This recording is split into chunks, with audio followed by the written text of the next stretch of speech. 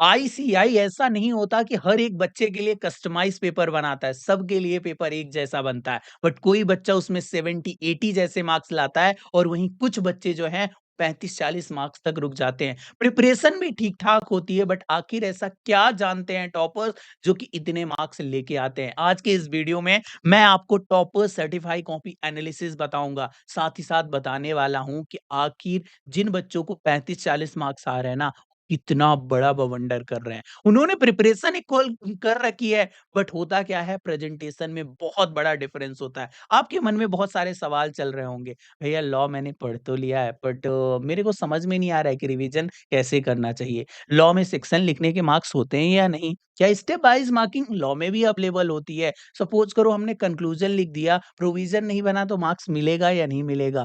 आखिर हमें answer structure कैसे करना है? केस स्टडी का आंसर कैसे लिखना है? डायरेक्ट क्वेश्चन आता है तो उसका आंसर कैसे लिखना है और डिफरेंस वाले क्वेश्चन आ गए तो कैसे लिखना है, सब कुछ तुम्हारा भाई बताएगा। बट उसके लिए आपको वीडियो को लास्ट तक देखना पड़ेगा या ना।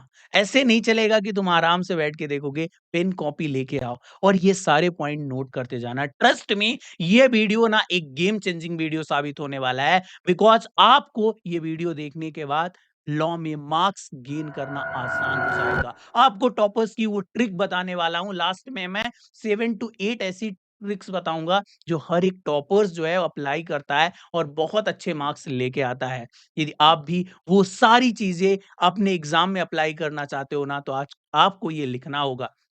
साथ ही यहाँ पे जो भी मैं रिसोर्स ले यूज़ कर रहा हूँ ना, इन सारी चीज़ों को मैं आपके साथ भी शेयर करने वाला हूँ। यहाँ पे आप देख सकते हो मेरे पास लॉ की सर्टिफाइड कॉपी है जिसमें 70 मार्क्स आए हुए हैं। अपन हर एक चीज़ को बारीकी से देखने वाले हैं। उससे पहले जाके नीचे एक कमिटमेंट करो कि यस भैया आई विल गिव माय 100%, मैं ये सारी चीज़ें अप्लाई करने वाला हूँ और इसके अलावा आपको कौन से वीडियो चाहिए, आप मेरे को बताना है। यदि आपको अकाउंट का भी ऐसा ही सर्टिफाइड कॉपी है, एनालिसिस चाहिए तो जाके नीचे लिख दो फटाफट। और मैं आपके लिए ना फ्री क्वेश्चन बैंक लेके आने वाला हूँ। तो हैशटैग फ्री क्वेश्चन बैंक और हैशटैग फ्री टेस्ट सीरीज यदि आप 51 से ज़्यादा देते हो ना, तो मैं आपके लिए बहुत जल्दी ये अनाउंसमेंट अपने चैनल पे लेके आऊँगा। चलो वीडियो की शुरुआत करते हैं। सबसे पहले यदि आप देखोगे ना, तो यहाँ पे मैं कुछ आपको एक पैटर्न बताऊँगा। उससे पहले ये होती है आपकी कॉपी जो कि एग्ज़ाम में मिलेगी, जो कि आपको देख के जानी चाहिए।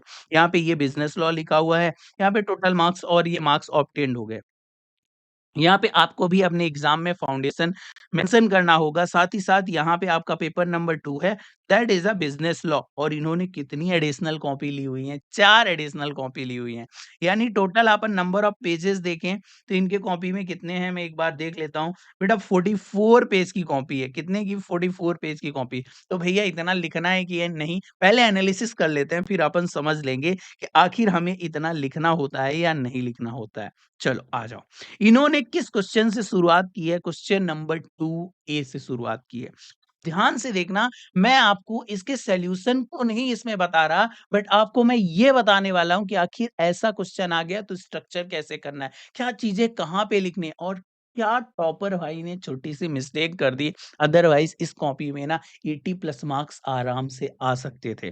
देखो, सबसे पहले जब क्वेश्चन की शुरुआत हुई ना बेटा, तो वो बड़े ही मिड पेज से हुई है। यानी हम क्या गलती करते हैं, हम यहाँ पे क्वेश्चन नंबर लिखने की कोशिश करते हैं, जो कि एक बहुत बड़ी गलती होती है हमारे पार्ट में। हमें यहाँ पे क्वेश्चन नंबर नहीं लिखना है, बल्कि हमें क्या करना है, हमें मिड में क्वेश्चन नंबर लिखना होगा, तभी हमारा काम जो है वो बनने वाला है।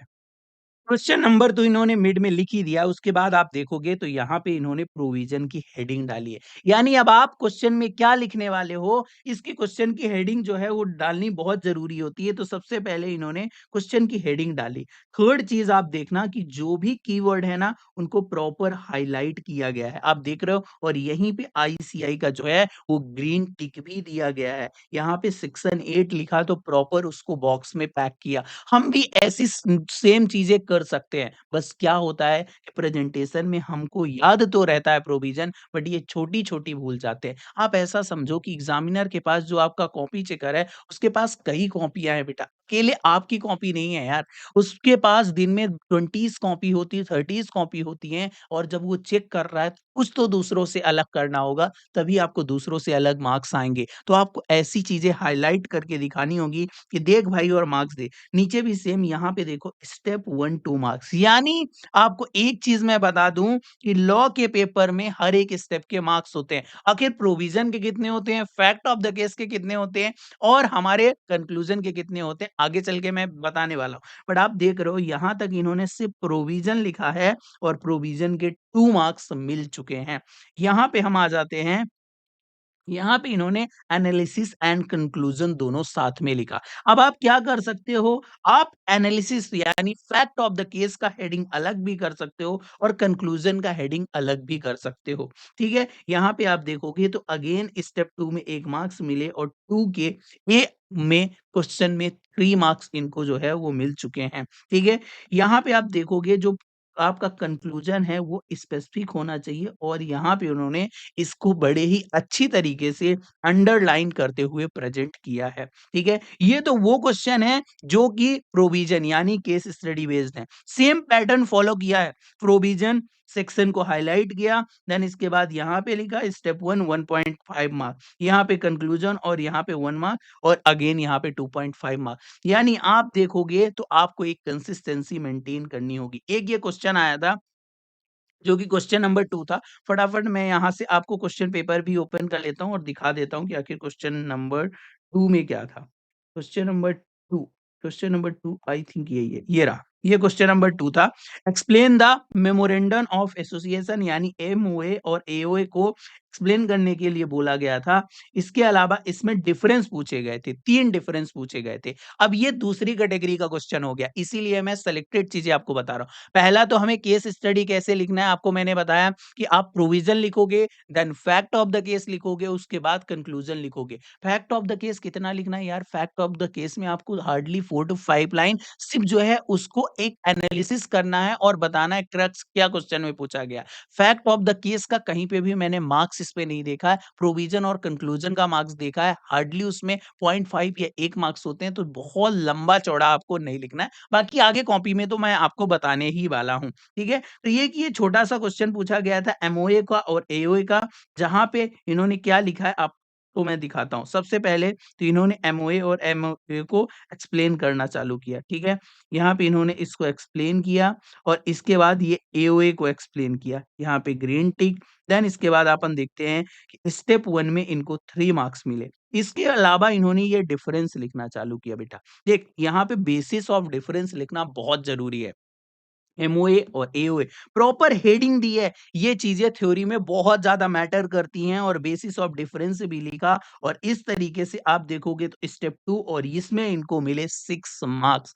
यानी 3 मार्क्स तो एओए और एमओए को समझाने के, एक्सप्लेन करने के और 3 मार्क्स दिए गए किस चीज़ के बेटा? 3 मार्क्स हमें दिए गए जो उन्होंने डिफरेंस बताया तो आपको ये डिफरेंस वाले क्वेश्चन मिल चुके हैं। अच्छा, मेरे को ये लगता है एक ये छोटी-सी गलती हुई इस कॉपी में, ये जो अब क्वेश्चन नंबर है ना, इसको हम नेक्स्ट पेज से लिख सकते हैं। यहाँ पे लिखने की ज़रूरत नहीं है, अपने पास बहुत एक्स्ट्रा कॉपी लेने की जो है वो स्कोप रहता है।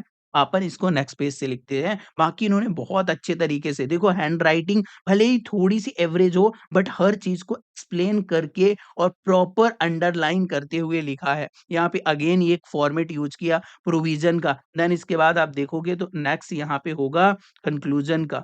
तो ये पूरा का पूरा इन्होंने एक एनालिसिस एंड कंक्लूजन पूरा एक ड्राफ्ट पकड़ रखा था कि कैसे करना और आपको भी यही चीज़ें करनी होगी। जो ऑलरेडी टेस्ट सीरीज़ मेंटरशिप में बच्चे थे उनको पता है कि ये सारी चीज़ें मैं पहले भी उनके लिए बता चुका हूँ और इसको वो बहुत अच्छे से अप्लाई कर रहे हैं और इसको देखोगे तो अगेन यहाँ पे स्टेप 1 में 2.5 मार्क, यहाँ पे 2.5 और यहाँ पे 5 मार्क्स, ये टोटल क्वेश्चन के 16.5 क्वेश्चन मार्क्स थे। यानी आप एक चीज़ इसके और लर्निंग ले सकते हो कि जब भी आपके सामने पेपर आएगा ना बेटा, तो आप सबसे पहले उस क्वेश्चन को करोगे जो आपसे बहुत अच्छी तरीके से आ रहा है।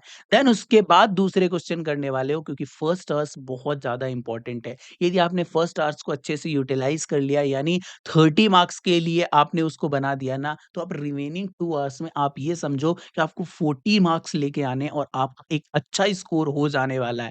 तो ये आपको भी फॉलो करना है कि जो क्वेश्चन पहले आ रहा है ना, उनको पहले कर दे और जो क्वेश्चन बाद में आ रहा है ना, उनको बाद में कर दे। यदि आपको अच्छा लग रहा है ना ये वीडियो पूरा एक्सप्लेनेशन, तो वीडियो का एक लाइक बनता है। चैनल पे नए हो तो सब्सक्राइब करके रखना, क्योंकि मैं और अपकमिंग ऐसे वीडियो लेके आने वाला हूँ। और आपको यदि किसी स्पेसिफिक टॉपिक पे वीडियो चाहिए तो फटाफट जाके कमेंट बॉक्स पे लिख दो। बाकी ये कॉपी आप मेरे टेलीग्राम चैनल से डाउनलोड कर सकते हो, मैं वहाँ पे शेयर कर दूँगा। लाइफ लॉन्ग लर्नर के ऐप में 5 पीएम क्लब ऑलरेडी फ्री चल रहा है। वहाँ पे सारे सब्जेक्ट की टॉपर कॉपी एनालिसिस मिल जाएगा, सर्टिफाइड कॉपी मिल जाएगी।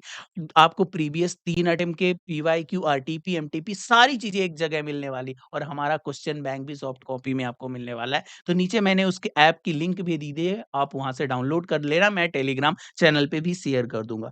जो मैंने यहाँ पे पैटर्न ऑब्ज़र्व किया ना यार, वो मैं आपके साथ ज़रूर डिस्कस करना चाहता हूँ। जितने भी मेरी टॉपर से बात हुई, रैंकर से बात हुई ना, उन्होंने क्या बोला मेरे को मैं बताता हूँ। सबसे पहली चीज़ कि एक तो भैया यदि हम पूरा पेपर नहीं अटेम्प्ट करेंगे ना, तो हम कैसे एक्सपेक्टेशन लगा सकते हैं कि मेरे को इतना बड़ा स्कोर आ पाएगा। जब हमें 70-80 जैसा स्कोर लेके आना है, और जहाँ पे आईसीएआई एक्चुअल में टफ चेकिंग कर रही है, आप देखोगे तो उन्होंने इतने अच्छे से लिखा, पर हर जगह 0.51 मार्क्स डिडक्ट होते हुए चले हैं। और जब लॉ में कम से कम 15 से 20 क्वेश्चन आ जाते हैं सब पार्ट होते हुए, तो एक-एक मार्क्स भी कटे, सब कुछ सही लिखते हुए 20 मार्क्स डिडक्ट हो जाते हैं। तो हमें पूरा पेपर अच्छे से अटेम्प्ट करना होगा, पहली चीज़। दूसरी, मेंटेन कंसिस्टेंसी। क्या टॉपर भाई ने क्या किया था? Provision, fact of the case, conclusion. ठीक है, यही आपको भी करना होगा। प्रोविजन, एनालिसिस, कंक्लूजन, ये आपको फॉर्मेट करना होगा। डिफरेंस वाले क्वेश्चन आए हैं, तो डिफरेंस वाले क्वेश्चन में बेसिस ऑफ डिफरेंस और दोनों कॉलम प्रॉपर बनाना पड़ेंगे। डायरेक्ट क्वेश्चन आता है, तो उस डायरेक्ट क्वेश्चन में आपको पैराग्राफ की जगह ना आपको बुलेट पॉइंट में, हेडर में लिखना होगा, हेडिंग में लिख बना बना के लिखनी होगी, और वो सारे कीवर्ड को हाईलाइट करते हुए चलना पड़ेगा। पहले से थोड़ी-सी स्पीड मेंटेन करके चलनी पड़ेगी। अंडरलाइन द कीवर्ड, ये एक बहुत बड़ा मूल मंत्र दे रहा हूँ थ्योरी पेपर में, बिकॉज़ हमारी हैंडराइटिंग कैसी भी हो, बट यदि हमने कीवर्ड को हाइलाइट कर दिया ना, तो आपका चेकर आपको मार्क्स देने पे मजबूर हो जाएगा। देन इसके बाद use step marking as a booster. आपने देखा कोई फ़र्क नहीं पड़ता, यदि आपका प्रोविज़न सही है, तो आपको मार्क्स मिलेगा। कंक्लूज़न गलत है, तो भी कोई दिक्कत नहीं है। आपका प्रोविज़न सही नहीं है, कंक्लूज़न सही हो गया तो भी मार्क्स मिलेगा। यानी हर एक क्वेश्चन को हमें अच्छे से करना है, और जितना पार्ट आ रहा है, प्रोविज़न आ रहा है, प्रोविज़न लिख दो। कंक्लूज़न आ रहा है, कंक्लूज़न लिख दो। पर आप ये मत सोचो कि हमें इसको लिखना है या नहीं लिखना है, बिकॉज़ यदि आपने कुछ भी वर्ड लिखा है जो आईसीएआई के सजेस्टेड से मैच कर रहा है, उसपे मार्क्स मिलना आपको तय है। Section number not important. बेटा आपको सेक्शन नंबर के कोई भी मार्क्स नहीं होते हैं। यदि सेक्शन नंबर याद आ रहा है तो आप उसको अच्छे से लिख दो। नहीं याद आ रहा है तो नहीं लिख सकते हो। इनकी कॉपी में मैं आपको एक बहुत ही अच्छी चीज़ बताता हूँ, यूनिक, जो मैंने देखी थी। यहाँ पे मैं 1 मिनट इनकी कॉपी को एनालाइज़ करता हूँ। एक कोई क्वेश्चन था जिसमें इन्होंने बहुत अच्छी तरीके से लिखा था, as per provision of सोगा act, यानी एक स्मार्ट तरीके से प्ले कर दिया था। मैं आपको दिखाता हूँ कि वो कौन-सा क्वेश्चन था जिस पे इन्होंने ये किया हुआ है। बहुत ही स्मार्टली प्ले किया हुआ है, आप भी ऐसा प्ले कर सकते हो। तो बेटा जी, ये है क्वेश्चन नंबर 2 सी। यहाँ पे आप देखोगे ना, तो इनसे यदि कोई सेक्शन नहीं आ रहा था ना, तो provision as per the relevant provision of the limited liability part, यानी एलएलपी का क्वेश्चन था, जहाँ पे रिलेवेंट प्रोविजन लिखते हुए कोई भी सेक्शन मार्क्स नहीं लिखने, वहाँ पे आपको मार्क्स पूरे-पूरे मिल रहे हैं, कोई दिक्कत वाली बात नहीं है। यदि आप सारी चीज़ें सही कर रहे हो ना, तो पूरे के पूरे मार्क्स आपको मिल रहे हैं। आपको भी ये स्मार्टली प्ले करना है। यदि आपसे सेक्शन नंबर आ रहा है, बहुत अच्छा है, लिख दो। बट यदि आपसे सेक्शन नंबर नहीं आ रहा है ना, बहुत ज़्यादा फोमो में जीने की ज़रूरत नहीं है। आप एज़ पर रिलेवेंट प्रोविज़न लिखोगे तो भी काम चल जाएगा। राइट स्मार्टली, जो मैंने आपको बोला कि बहुत ही स्मार्ट तरीके से लिखना है, तभी आप अपन स्मार्ट नंबर लेके आ पाएँगे। Start with your best question. हमेशा जो फर्स्ट क्वेश्चन, फर्स्ट इंप्रेशन होना चाहिए, वो बेस्ट इंप्रेशन होना चाहिए, ताकि क्योंकि वो एक माइंड मैप प्रोवाइड करता है। आप ये समझो कि आपने पहला ही क्वेश्चन बहुत अच्छा लिख दिया, तो एक जो चेकर है उसके थॉट प्रोसेस क्या हो जाता है, ये बच्चा ना बहुत अच्छा बच्चा है, इसको कितने मार्क्स आ रहे हैं। यानी जब बाद में आप थोड़ा-सा कच्चा-पक्का भी लिखोगे ना, तो उसका पेन चलता जाएगा और आपको मार्क्स मिलते जाएँगे। बट पहला ही क्वेश्चन आपका ऐसा क्वेश्चन हो गया जो कि आपको नहीं आया, और बाद के क्वेश्चन आपने किए, तो उसके माइंड में आपने एक जो है वो थॉट डाल दिया कि नहीं, ये तो एवरेज बच्चा है, इसको कुछ भी ऐसा नहीं आ रहा है। एवरेज से यदि टॉपर की ओर जाना है ना, तो ये छोटी-छोटी चीज़ें हैं, इन्हें हमें अप्लाई करना पड़ेगा।